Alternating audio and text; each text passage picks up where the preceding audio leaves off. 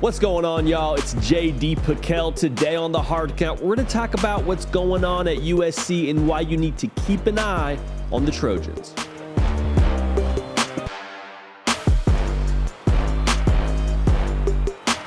Welcome into the Hard Count, the people's show for every single thing that you know and that you love about college football. It happens here on a daily basis. Nick Brake does the heavy lifting. You can help drive the show by subscribing to the channel. We need to talk about USC because USC has very quietly but very steadily just taken care of business these first 2 weeks of the season.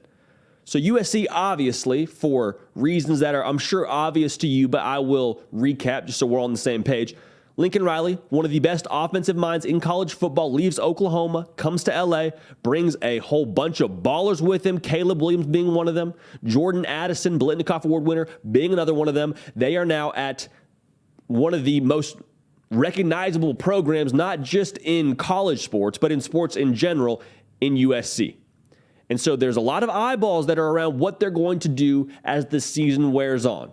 But so far, took Rice to the woodshed 66-14. Took care of business against Stanford at Stanford. A game I thought they would struggle in a little bit more. They beat them 41-28. USC is rolling right now. And I understand this is not the top level of competition we expect them to play the rest of the way. Given their schedule, it's not the best competition they're going to play the rest of the way. But the fact that they've been so efficient is something that I'm really keying in on here. Because 53 points, I don't care who you're playing. It's good for number 3 in the country right now, and they're rolling.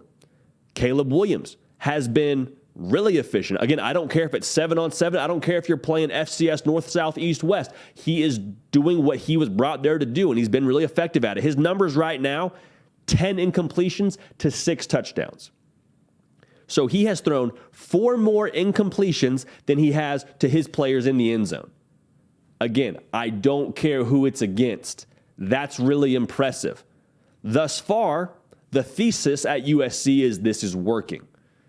And if it wasn't working at this point in time, if there was a little bit more of a hiccup offensively, that would be cause for concern, obviously. I don't think USC is doing anything that was unexpected in terms of the offense rolling at this point in the year. But for how efficient it's been, for how, let's say what it is, it's essentially been perfect. Your quarterback's thrown 10 incompletions.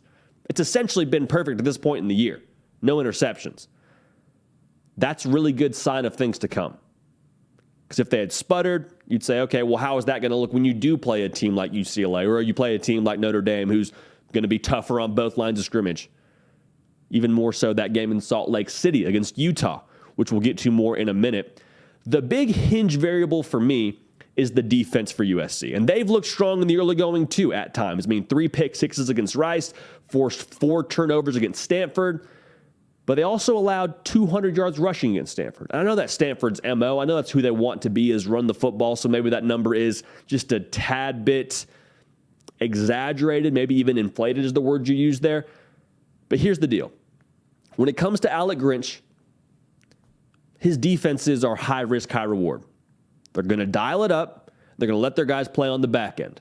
So you leave yourself just a tad bit exposed to that big play, to that big run. When it comes to USC and the rest of their season, the defense is like the tires. They will go as far as that defense allows them to. Because we've seen it so far. It's a championship level offense. It just is. You have elite talent at quarterback. You have Jordan Addison, who's the best receiver in the country, until proven otherwise. You have a 100-yard rusher in Travis Dye. You got a lot of pieces. However, if the defense ends up being that flat tire, I don't care how good the engine is. I don't care what that logo is on the car. If it's a Ferrari, it's a Porsche, it's a BMW. You got flat tires, you're not moving, buddy. I'm sorry. That's how it goes.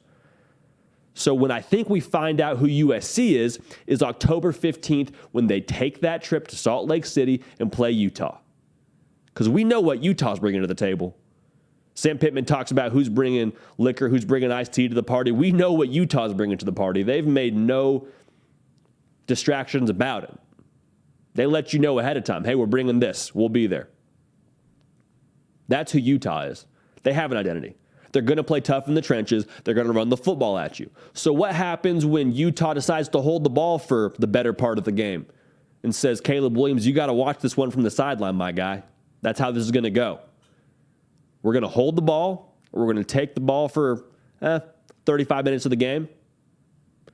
Can you beat us then? Can the defense create stops then to get USC to where they want to go? Because outside of Utah, judging what Notre Dame did last week, I think all these games are very winnable for USC. Now, during our preseason predictions, I picked them to go 10-2. Obviously, that's July. We're into the season now. If you want to hang on that, I can't help you.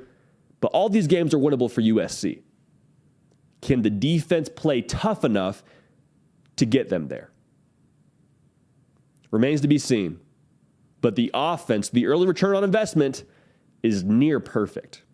So excited to see what they do the rest of the season as they play better competition. That's it for us here in the Hard Count. We appreciate you tuning in. Subscribe to the channel. Follow me on Twitter at JDPakel to stay up with every single thing we're doing here. We want you along for the ride. So we're going to keep the party rolling. We will see y'all next time.